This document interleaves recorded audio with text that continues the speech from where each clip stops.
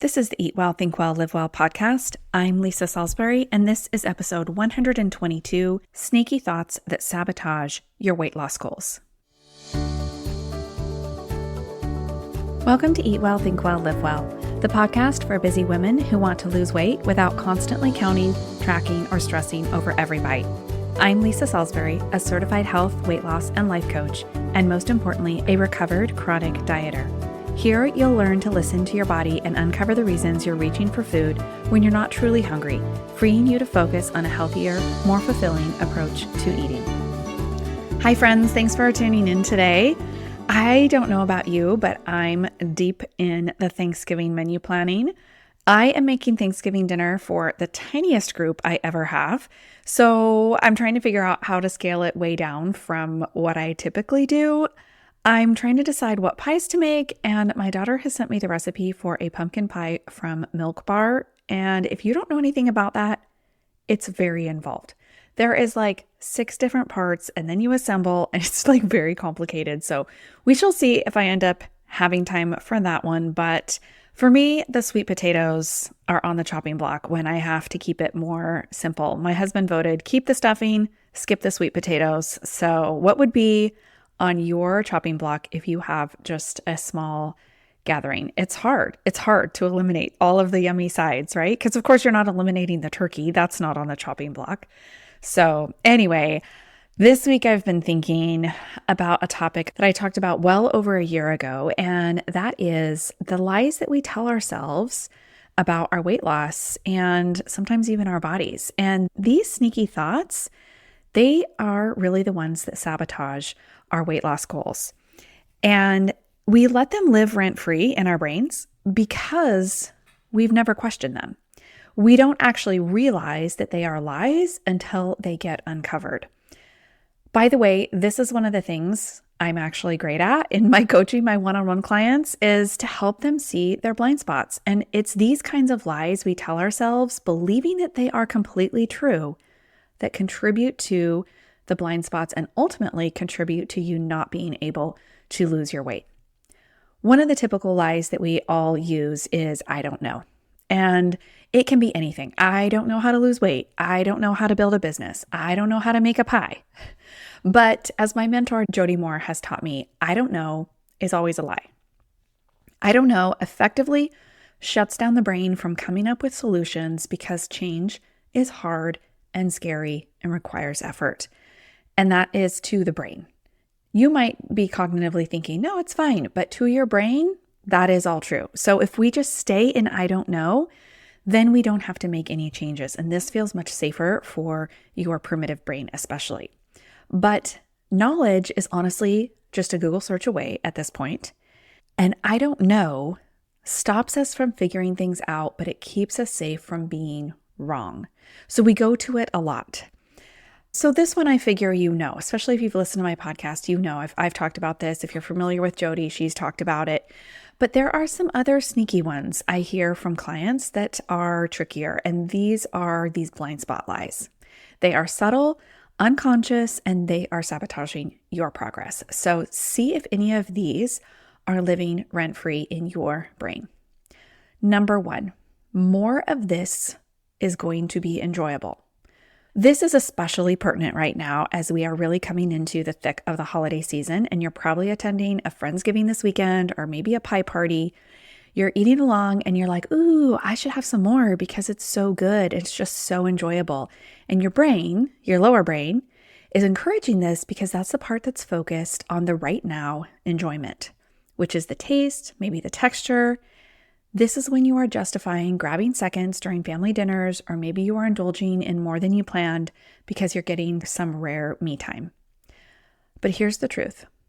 Once you reach your enough point on the hunger scale, more of that food, no matter what it is, whether it's turkey and potatoes or cookies and pie, are going to start decreasing the overall enjoyment of the situation. When you get into that positive 7, 8, 9 on the hunger scale that I use, and remember that one goes from -10 through +10. When you get up there, you're going to start getting very uncomfortable in your body. Not only are you diminishing the physical pleasure of being comfortable, but you are also diminishing the emotional pleasure because unless you've worked with me a lot, I'm guessing you are going to start beating yourself up about it. Now I've done it again. I'm so uncomfortable and it's all my fault, etc., etc. Instead, once you get to that place on the hunger scale where you're comfortable, I want you to try a different thought. Something like, I'll stop eating now to enjoy this memory guilt-free. This works especially well when it's a holiday food and when there are good memories associated with it, which I don't deny, by the way. I have a recipe for fudge in my dad's own handwriting hanging in my kitchen. I love it. And I make that fudge at Christmas, and it's associated with a ton of good memories. But eating more than what works well in my body in one sitting is never adding to those good memories. If I consistently overeat it, those good memories are inevitably going to be replaced with something like, ugh, fudge always makes me feel gross. So your reframe thought, I'll stop eating now to enjoy this memory guilt-free, can really work for you. Or maybe just reversing the lie and saying more of this won't help this experience get any better. Okay, lie number 2 is it's just one. This comes up when you're thinking it's just so small that it can't possibly matter. I first noticed this one with a client a few years back. It's just one kept coming up for her during our sessions when we would run models on what was going on during her overeats. So we decided to count up the it's just one meals that she had throughout the week. So whether that was a particular meal at a restaurant or a cookie after lunch or a soda, we tallied them all up, and it turned out to be more meals than not, she found herself saying, it's just one, or I don't do this often. She realized that it was her brain just trying to keep her eating and keep from experiencing any disappointment or any cravings.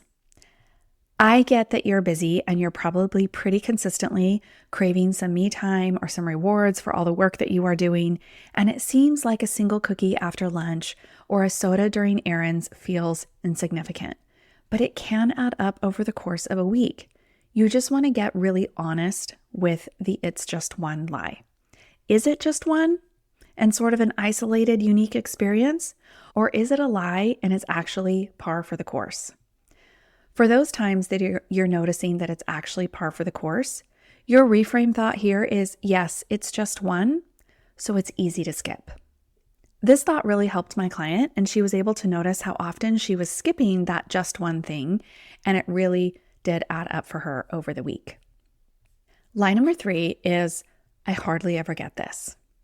This is really closely related to the it's just one, but the hardly ever get this lie is especially prominent with seasonal food. Whether that's right now during these holidays or summertime or Easter, whenever. I had a client that used the special occasion lie every time she went out to eat with her family. So we really took a look, got honest with her food journal and her schedule, and realized she was going out 1 or 2 times, usually 2, per week. That's fine, nothing wrong with that. But then you have to ask, is it true that you hardly ever get this, or that it's a special occasion to be at a restaurant if you're doing it a couple of times a week? Define for yourself what a special occasion is. Is it something that comes around once or twice a year or once or twice a week? See the difference? She was really surprised when she realized this lie coming up for her because she was like, oh, yeah, this isn't really a special occasion. I get this way more often than I've been thinking. And she didn't want to think that anymore.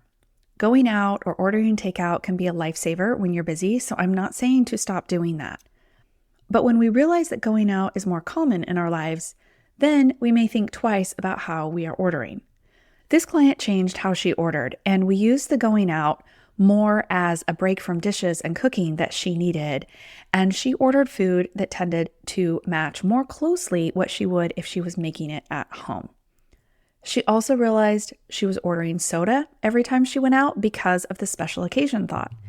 That was really interesting to her because she didn't consider herself a soda drinker because she didn't buy it to have at home. But when she realized she was drinking it multiple times per week at restaurants, she was like, oh, I guess I am a soda drinker. And this just gave her the opportunity to decide if she wanted to keep that or let that go. But it all stemmed from this lie of it being a special occasion, or I hardly ever do this or get this. Your reframe thought for this one is going to revolve around what is a special occasion? What is special about it? If it's that you're going out so that you don't have to do dishes or to save time after a busy sports day with the kids, then instead of thinking we hardly ever get this food, think about I'm so glad I'm skipping out on dishes tonight. Reframe the hardly ever get this food to something that you're actually getting by being in this situation that's really pleasant. Another reframe is to actually just call out the lie. When your brain offers the hardly ever get this lie, you can just be like, nah, that's not true. We went out 3 days ago. Calling out the lie will naturally help you see what's true. Okay, but what if it's actually a special occasion? Like, what if you're on your 25th anniversary trip to Europe, or at your son's wedding, or your grandma's 100th birthday party? The underlying current with this lie is that it seems like it's okay to overeat because you are in this special occasion. But do you really want to be uncomfortable in your body and have digestive distress that comes with an extremely full stomach if it is actually a special occasion? Do you want to be focused on your thoughts about having overeaten if you are at your child's wedding? If it really and truly is a special occasion, then don't we want to be as present as we can be and not have to worry about having to unbutton our pants? Getting on top of this lie with the holidays that come around each and every year can help you on these truly special occasions, and you will enjoy them more when your habit is to eat exactly the right amount of food for your body. Quick break here before getting into lie number 4. What a special occasion is for me about the holidays are all those cozy moments at home. I love sitting and reading in front of my lit Christmas tree in my comfies, but if you're like me, you want to be comfortable and cute. So that's why I'm obsessed with Cozy Earth's Women Stretch Knit Bamboo Pajama Set.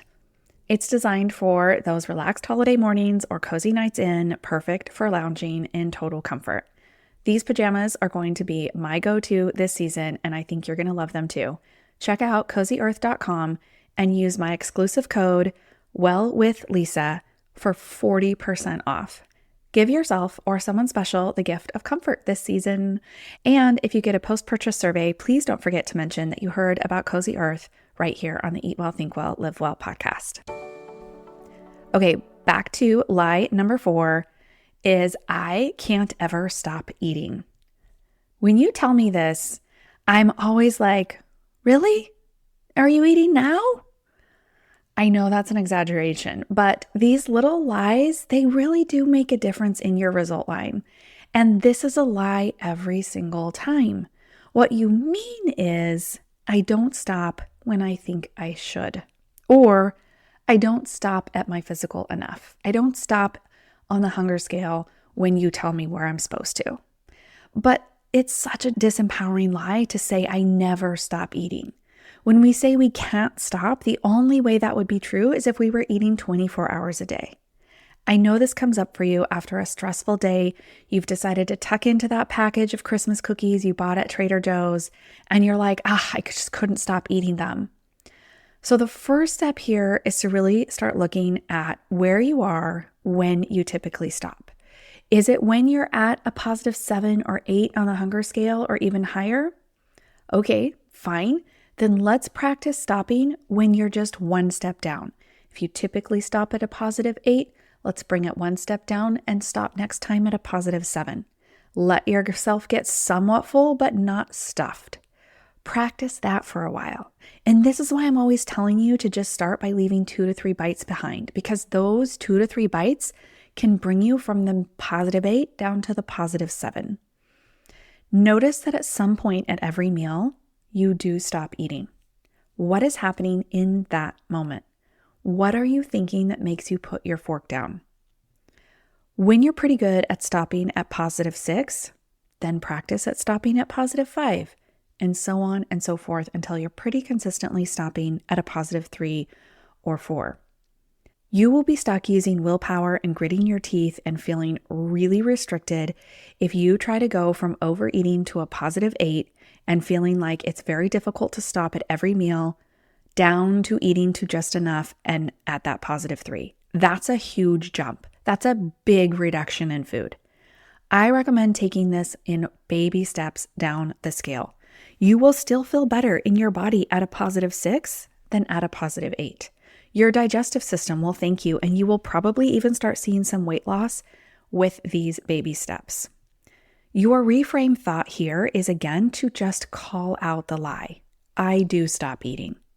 Sometimes I'm just past full when I stop. That's the truth.